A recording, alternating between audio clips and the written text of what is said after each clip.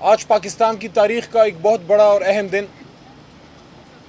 ہمارا ملک ہمیشہ مختلف قسم کی منافرتوں کا شکار رہا. سندھی بلوچ سے برسر پیکار، بلوچ کو پنجابی سے لڑا دیا گیا. حالانکہ لیکن ہمیں ایسی سیاسی قیادت کی اشد ضرورت تھی جو ان مصنوعی دراڑوں کو پر کر سکے. اور اللہ تعالیٰ کا لاکھ لاکھ شکر ہے کہ ہمیں عمران خان صاحب جیسا لیڈر ملا کہ وہ صرف پاکستان کا نہیں، امت مسلمہ کا لیڈر ہے. لیکن انہوں نے اتنا بڑا فیصلہ کیا کہ ملک کی سب سے بڑی جماعت، سب سے زیادہ ووٹ لینے والی جماعت اور سب سے بڑا لیڈر، ایک ایسے صوبے سے جس بہت تگڑی توانا آواز، بلوچوں کی، پشتونوں کی، بلوچستان کے حقوق کی توانا آواز جناب محمود خان اچکزئی صاحب کو جناب عمران خان صاحب نے، سابق وزیر اعظم، بانی چیئرمین تحریک انصاف نے صدر کے عہدے کے لیے منتخب کیا. اس سے پہلے ان کا انتخاب جناب عارف علوی صاحب تھے، اردو سپیکنگ. پاکستان بنانے والے لوگ سب سے زیادہ پاکستان کے لیے قربانی اردو سپیکنگ کمیونٹی نے دی، اور میسج سندھ کو اور اردو سپیکنگ کمیونٹی کو یہ دیا کہ عمران خان صاحب ان کے ساتھ ہیں. اور جب حکومت بنی تو بلوچستان سے جناب قاسم سوری صاحب کو اپنا ڈپٹی سپیکر بنایا، مضبوط میسج دیا بلوچستان کو. اور پشتونخوا کو تاریخ میں پہلی بار سپیکر کا عہدہ دیا، اور جناب اسد قیصر صاحب جو ان کے پرانے ساتھی تھے، پرانے کارکن تھے، اسد قیصر کو انہوں نے سپیکر کا عہدہ دیا. یہ جو فیصلہ جناب عمران خان صاحب نے کیا ہے، اس سے میسج یہ گیا ہے کہ پنجاب، پختونخوا بلوچستان کے ساتھ ہے، سندھ کے ساتھ ہے. انشاءاللہ اس سے قومی یگانگت کو فروغ ملے گا اور منافرت کم ہوگی.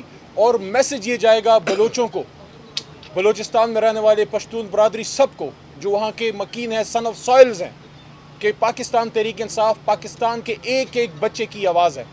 اس موقع پہ آج ہمارے ڈاکیومنٹس جمع ہوئے، آج اس کی اسکروٹنی تھی. اسکروٹنی کے عمل سے ہم نکل کے آگے ہیں. لیکن افسوس کی بھی ایک بات میں کرنا چاہوں گا جس پہ ہم سب کل رات سے بڑے دکھی ہیں، کہ جناب اچکزئی صاحب جو سٹالورٹ ہیں بلوچستان کے، ان سے سیاسی اختلاف ہو سکتا ہے، ہمارا بھی رہا ہے. لیکن آج رول آف لاء کے لیے، قانون کی حکمرانی کے لیے، دھاندلی کے خلاف، عوام کے حقوق کے لیے، سیاست میں اسٹیبلشمنٹ کا کردار رد کرنے کے لیے، کہ ان کی اپنی ایک اہمیت ہے، ان کی اپنی ایک ضرورت ہے، پاکستان کے لیے لازم و ملزوم ہے. لیکن سیاستدانوں کا کام ہے، اور قوم اپنی فوج، اپنے اداروں کے ساتھ یکجان دو قالب کھڑی ہے. لیکن اس پہ ایک موقف ہے تحریک انصاف کا جو آئینی موقف ہے، جس پہ اچکزئی صاحب نے بھی اس دن گفتگو فرمائی کہ ہم چاہتے ہیں کہ ہم آئین کے مطابق اس ملک کو چلائیں. ان کی گفتگو سے کسی کو سیاسی اختلاف ہو سکتا ہے، لیکن کل رات جو ان کے گھر پہ چھاپا مارا گیا، جو زیادتی کی گئی، جو ان کے وہاں گارڈز کو بھی اٹھایا گیا، اس پہ پاکستان تحریک انصاف کی پارلیمنٹری پارٹی جو اس وقت سنی اتحاد کونسل کے نام سے عارضی طور پہ پارلیمان میں ہے، ساتھ میں ہمارے چیف عامر ڈوگر صاحب، جنرل سیکرٹری جناب عمر ایوب خان صاحب، فاؤنڈنگ چیئرمین عمران خان صاحب کی جانب سے سٹنگ چیئرمین جناب بیرسٹر غور صاحب، اور ہماری تمام پاکستان تحریک انصاف اس کی پرزور مذمت کرتی ہے. اور ہم یہ سمجھتے ہیں کہ اس طرح کے معاملات سے ایشوز حل نہیں ہوں گے. جذبات میں آئے بغیر ٹھنڈے دماغ سے بیٹھ کے ہم پاکستان کے مسائل کا حل اس پارلیمان میں حل کر سکتے ہیں، جو ہمیشہ اچکزئی صاحب بھی یہ بات کرتے تھے، عمران خان صاحب بھی یہ بات کرتے ہیں، اور شومئی قسمت میاں نواز شریف صاحب اور زرداری صاحب یہ بات کرتے تھے، لیکن اس پہ عمل کرنا ان کا ندارت. بہرحال انشاءاللہ ہم پر امید ہیں. آخری بات کہ یہ فیصلہ عمران خان صاحب کا پاکستان کے لیے ایک بہت دیر پا بہت بہتر ہوگا جمہوریت کی بقا اور استحکام کے لیے. اور انشاءاللہ ہم پر امید ہیں کہ ہم اصلی ووٹ، فارم 45 والے ووٹ سے انشاءاللہ اچکزئی صاحب کو صدر بنائیں گے. اور اس میں ہمارے تمام اکائیاں، ہمارے تمام صوبوں سے ہمارے ایم پی اے صاحبان، مرکز سے، ہر جگہ سے ہمیں انشاءاللہ ہمارے جماعت سے سپورٹ ملے گی. میں درخواست کروں گا اچکزئی صاحب سے، اس کے بعد چیف وپ صاحب بھی کھڑے کہ تھوڑا سا اپنے خیالات کا اظہار کیجیے گا. بسم اللہ.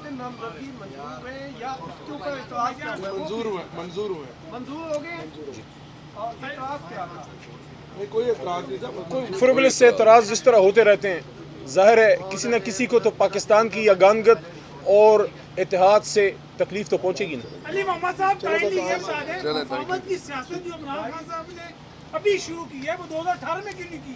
اور جو لقابات، جو الفاظات محمود خان اچکزئی کے بارے میں اسمبلی میں استعمال کرتے رہے بانی پی ٹی آئی، کیا وہ دھل گئے؟ آپ کا سوال ہو گیا؟ سر جی اگر ہم اسی طرح دائروں میں سفر کریں گے تو ہم تو لڑتے رہیں گے، 25 کروڑ رولتے رہیں گے۔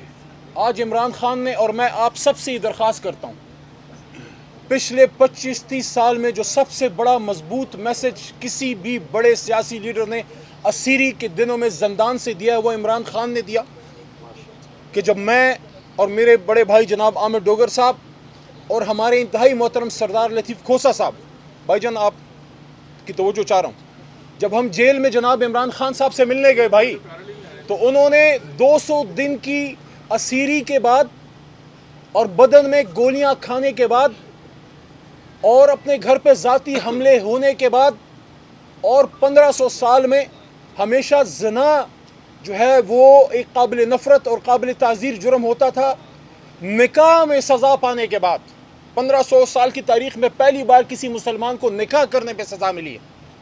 ان ساری چیزوں کو برداشت کرنے کے بعد اور اپنے بہت سے جوان کھونے کے بعد، ذل شاہ شہید ہونے کے بعد اور اس طرح کی بے شمار قربانیوں کے بعد، ارشد شریف کی شہادت کے بعد میسج اندر سے کیا گیا کہ میں فتح مکہ ماڈل پہ یقین رکھتا ہوں، میں سیاسی استحکام پہ یقین رکھتا ہوں، سیاسی انتقام پہ نہیں۔ اور دوسری بات انہوں نے یہ کی کہ میں چاہتا ہوں کہ جس طرح غیر مسلموں نے حضور نبی کریم صلی اللہ علیہ وسلم کی فتح مکہ ماڈل کے لے کے اپنے ملک ٹھیک کیے، اور مثال انہوں نے دی نیلسن منڈیلا صاحب کی کہ انہوں نے ٹروتھ اینڈ ریکنسیلیشن کمیشن بنا کے ملک کو آگے لے کے گئے، یہ عمران خان کا میسج ہے جیل سے سیاسی استحکام کا۔